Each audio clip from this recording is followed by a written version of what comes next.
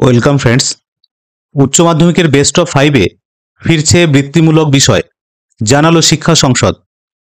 উচ্চ মাধ্যমিক শিক্ষা সংসদের অধীনে ভোকেশনাল বিষয় পড়ানো হয় 16টি, কিন্তু দেখা যাচ্ছিল যে যেহেতু নম্বর যুক্ত হচ্ছে না, তাই এই বৃত্তিমূলক বিষয়গুলির গুরুত্ব হারিয়ে যাচ্ছিল।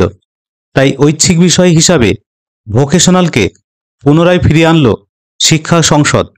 সেমিস্টার পদ্ধতিতে উচ্চ মাধ্যমিক শিক্ষা সংসদের তরফে ভোকেশনাল বিষয়গুলিকে বেস্ট অফ 5-এর মধ্যে আনার সিদ্ধান্ত নেওয়া হলো। এতদিন পর্যন্ত পড়ুয়ারা এই বিষয় নিয়ে শুধু পড়তেই পারতেন, তবে নম্বর বেস্ট অফ 5-এর মধ্যে যুক্ত করা হতো না। উচ্চ মাধ্যমিক শিক্ষা সংসদের অধীনে ভোকেশনাল বা বৃত্তিমূলক বিষয় পড়ানো হয় 16টি, কিন্তু দেখা যাচ্ছিল যেহেতু নম্বর যুক্ত হচ্ছে না, তাই ভোকেশনাল বিষয়গুলির গুরুত্ব হারিয়ে যাচ্ছিল।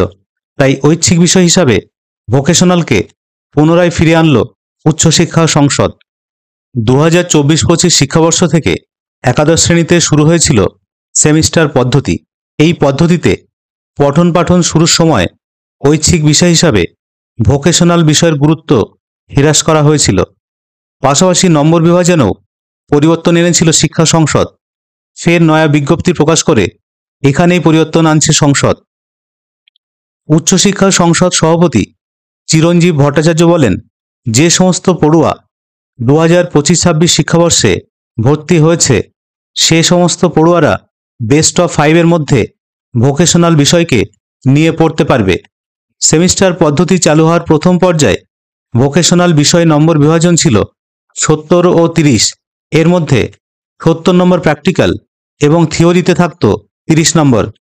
এই নম্বরের ভিত্তিতেই একাদশ ও দ্বাদশের ভোকেশনাল বিষয়ের পরীক্ষা হতো, যেখানে 30 নম্বর প্রথম ও দ্বিতীয় সেমিস্টারে ভাগ করা হতো, আর দ্বিতীয় সেমিস্টারে সম্পূর্ণ 70 নম্বরের হতো প্র্যাকটিক্যাল পরীক্ষা।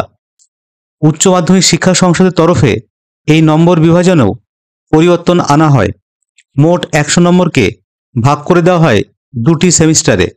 25 নম্বর করে দুটি সেমিস্টারে থিওরি থাকবে এবং 50 নম্বরের প্র্যাকটিক্যাল পরীক্ষা দিতে হবে দ্বিতীয় সেমিস্টারে। তবে যে পড়ুয়ারা 2025-26 শিক্ষাবর্ষে ভর্তি হয়েছে, তাদের জন্যই প্রযোজ্য।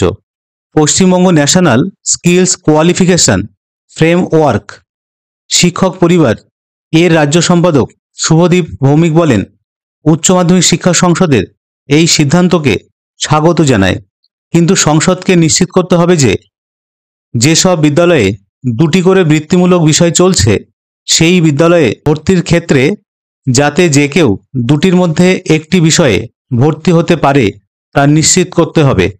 পাশাপাশি তিনি আরও জানিয়েছেন, বিদ্যালয়গুলিতে শেখার প্রয়োজনীয় ল্যাবের সরঞ্জাম ও পড়ুয়াদের ল্যাব ব্যবহারের সুযোগ নিশ্চিত করা খুব প্রয়োজন। ভিডিওটি ইনফরমেটিভ মনে হলে অবশ্যই লাইক, শেয়ার ও কমেন্ট করবেন। ধন্যবাদ।